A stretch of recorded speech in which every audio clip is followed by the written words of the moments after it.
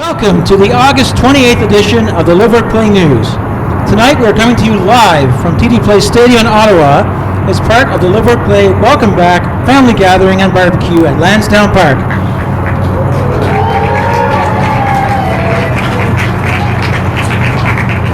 Tonight's broadcast will feature a top 15 countdown. Why? So it's been about 15 weeks since our last edition of Make a Buzz Ottawa on May 10th. To get us warmed up, a few mentions of stories that didn't make the official countdown. First up, barely missing the top 15 was Tim Seabrass volunteering with the Parkdale Food Center. Thank you, Tim, and congrats to our friends at Parkdale Food Center. Next, we don't include memorials and remembrances in our countdowns, but our story about the passing of parent, advocate, volunteer, author, and inclusion champion Noreen Adam received thousands of views. Noreen was a huge contributor to Community Living Upper Ottawa Valley, Community Living Ontario, and she also helped LiveWorkPlay back in 2008 and 2009 when we transitioned away from our congregated programs. So in her memory, we thank you, Noreen, for all you brought to the community and to the world. Lastly, for the intro, we were hard up for news in the middle of July, so we posted an old photo from July 1997 when the first LiveWorkPlay office was being set up. I was a part of the painting team in the photo. It was also right around the time of my birthday on July 24th.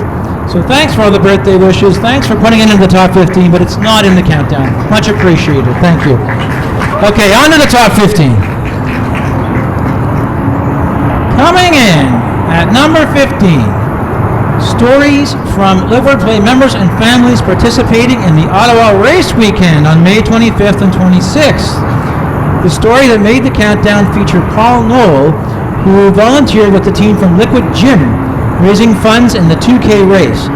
Paul is a valued member of Liquid Gym, where he has built many wonderful connections and was pleased to contribute as part of the team on Race Weekend. Way to go, Paul!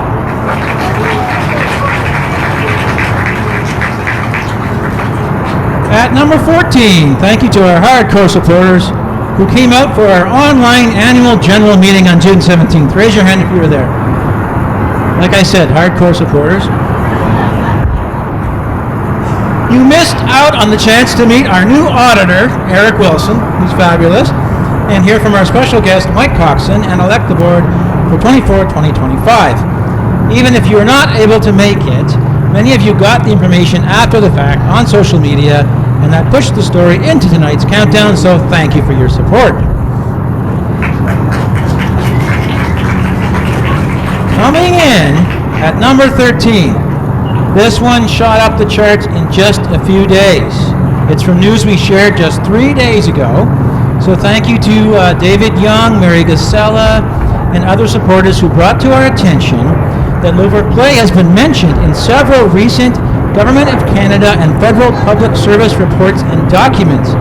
This includes a statement from the 31st Annual Report to the Prime Minister on the Public Service of Canada. Information Science and Economic Development Canada said, "We achieved an impressive milestone by doubling our numbers of permanent employees hired with help from LiveWorkPlay. This endeavor transcends mere numbers. It's about embodying a core belief in inclusivity and support for every member of the LiveWorkPlay community." Way to go, I said.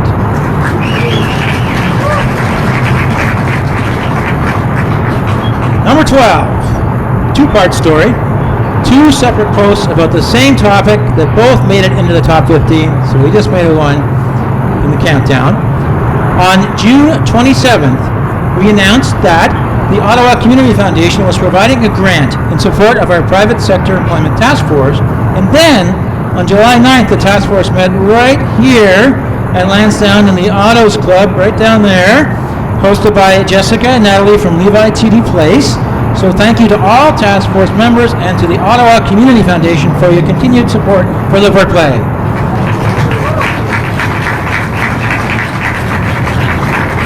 At number 11, all the way out to Regina, Saskatchewan, where LiveWorkPlay presented at the Canadian Association for Supported Employment Conference back in July. It was a bit of a nerve-wracking experience presenting in a giant ballroom, especially because it was our first time on the topic of career advancement for people with intellectual disabilities and autistic persons. The presenter team of Anna, Josh, Julie, and I were up late making some last-minute changes. It seemed to pay off with a great response to the audience, so thank you to Case for supporting our presentation.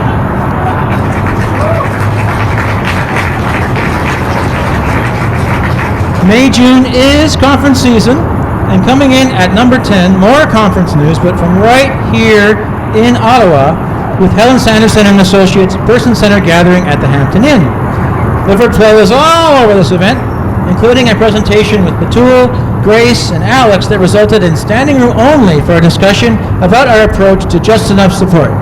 The HSA community has been very important to LiveWorkPlay for the past decade, and we really appreciate the opportunity to connect and celebrate with like-minded organizations, families, and advocates. Thank you.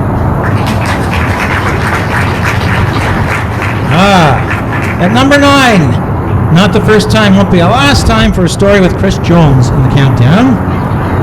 Yep. This time it is a community story about our friends at Ottawa Rec Sports and the Indoor Soccer League. Chris finished the season as a proud member of Team Miss Alto. Yes, Miss Alto. If you're thinking that might be a fun team to play on, you would be correct. Although they were defeated in the playoffs by the team that went on to win the championship, they were number 1 in team spirit. Way to go, Chris and Team Mistletoe.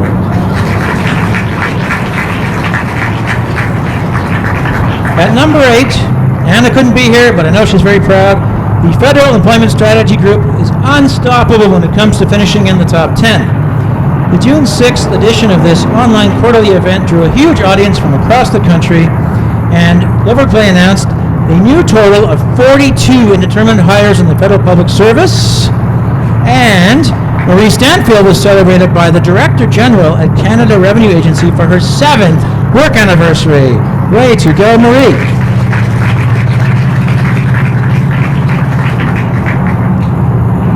Oh, I wasn't even done.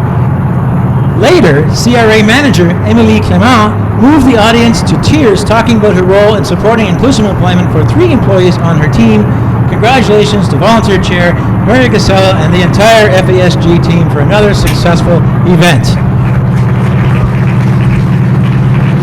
That was the end of number 8. At number 7, we have the highest ranking individual story coming out of Make a Buzz Ottawa 2024 back in May. If we included all the stories from Make a Buzz, it would fill up most of the countdown. So we picked the one with the most views. It was really close. If you're thinking it was the Fred Dixon Standing Ovation for the Rob Moore Good Life Award, we were close. That was the second most popular. Coming in just ahead of that, maybe because it was like 3 stories in one, the Inclusive Employer Awards that honored Costco, Levi TD Place, and Innovation Science and Economic Development Canada. Thank you so much to all of our inclusive employers.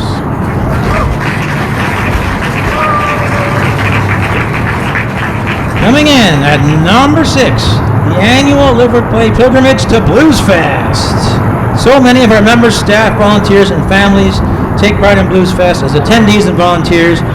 This particular story featured Chris Jones volunteering on the green team, and Grace Hudson and Paul Hamilton getting ready to rock out with the Offspring on the main stage. Cheers to live music in Ottawa!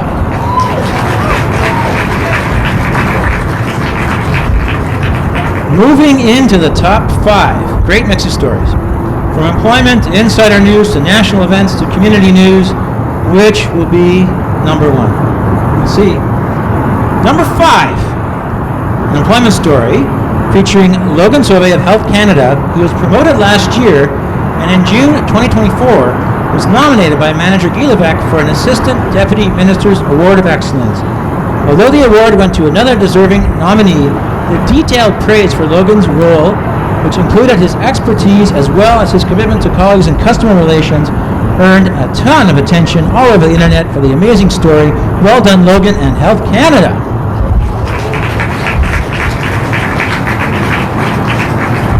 Coming in at number 4 is our top ranked of many stories about this year's National Accessibility Week. LiveWorkPlay was everywhere, in person and online, whether it was Anne and Joelle joined by member Philip Delaney for Canada-wide webinars, or Jonas Van Walraven, who was in the National Accessibility Week Spotlight in the National Research Council newsletter. For a long time, people with intellectual disabilities and autistic persons have been left out of accessibility conversations. It's great to see that is changing.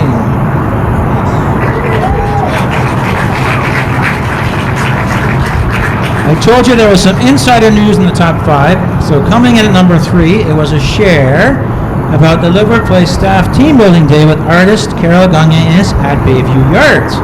Some of the resulting staff projects, paintings on the theme of hands, were showcased, and we also had great conversations about evolving approaches to person-centered support. Way to go, team! That leaves us with just the top 2. What's it going to be? More employment? More conferences? Another insider scoop? None of the above. Our top 2 stories are both about LiveWorkPlay members in the community. Coming in at number 2, just barely missing out for number 1, was Francis and Martin. Yes! Enjoying, celebrating, and recommending the NCC River House for your summer swimming and cold beverage pleasure. Their unbridled enthusiasm for getting out and about in our great city always has an impact on our audience. If you need to know more about the River House or really anything in Ottawa, just ask Francis and Martin. They're right there. That leaves us with number 1. Can I have drum roll, clapping, foot stomping, anything you want? Fabulous. Coming in at number 1, Stephen McPhee.